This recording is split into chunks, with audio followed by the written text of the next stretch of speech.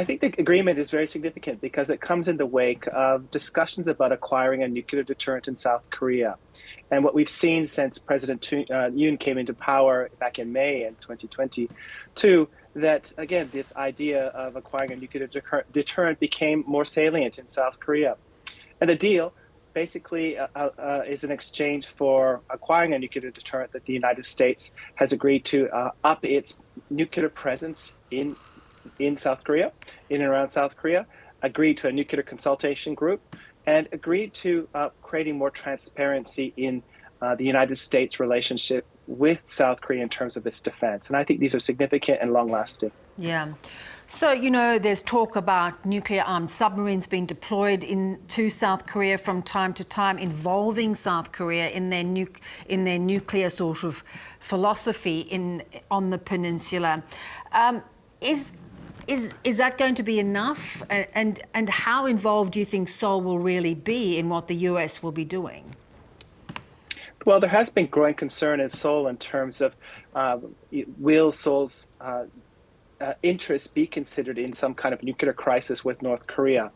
And through the formation of a nuclear consultation group with the United States, this allows Seoul to be involved in the decision of when, how, and at what time nuclear weapons could be deployed within the region.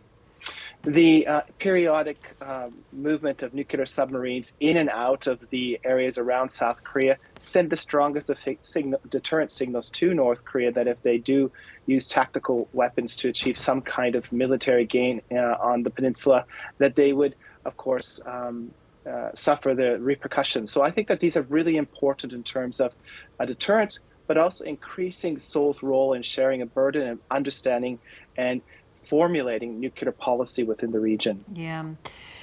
How is the North likely to respond? Will they see it as a deterrent? Well, what I expect North Korea to do in the coming months is very much what they've been doing in 2023. They've tested a host of missile systems, both in terms of range and capabilities. And these missile systems are really part of a saturation strategy to saturate the anti-ballistic missile systems that are located in South Korea, in Japan, and throughout the region. The logic in North Korea is to try and saturate these capabilities to push forward on some kind of peace settlement to preserve the regime.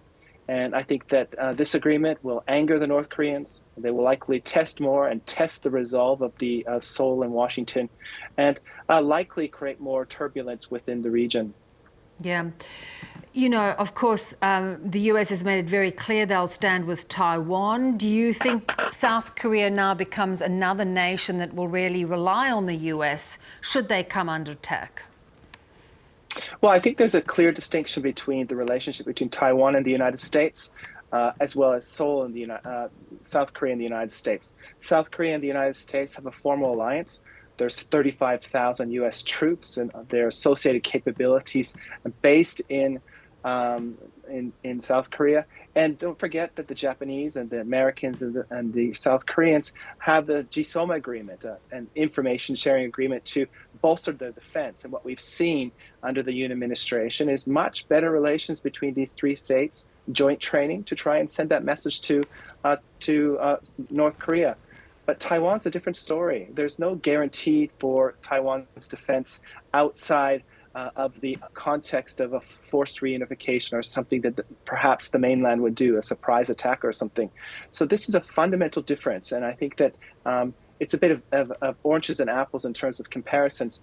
But I do think that countries within the region are looking at this bolstered relationship as a sense that the United States is committing to the region, anchoring itself in the region, and trying to bring confidence to its allies and partners in the region. Yeah. Do you think it will be a deterrent, this agreement, for other nations considering their strategic futures, particularly when it comes to nuclear?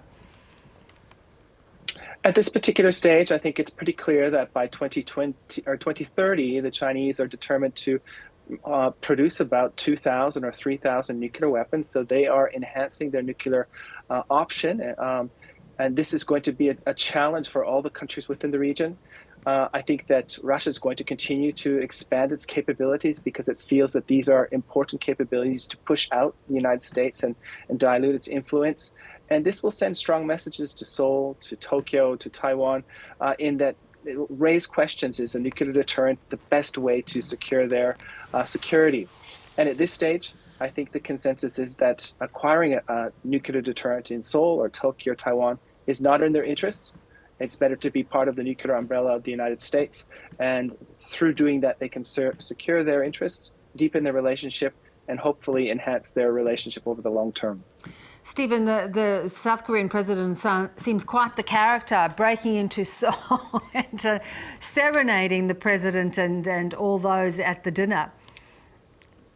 It was wonderful to see. I wish I could sing as well, but I think it really sends the message that leaders within this region, whether it's in Seoul or Tokyo or Taiwan, have not only a security partnership with the United States, but a partnership that goes beyond security. It's cultural, it's political, it's friendship, and it's deeply wedded to shared ideas about a rules-based order in the Indo-Pacific. And the singing is great, but I think the content of the discussions and the relationship are so much deeper than that song. Yeah, indeed.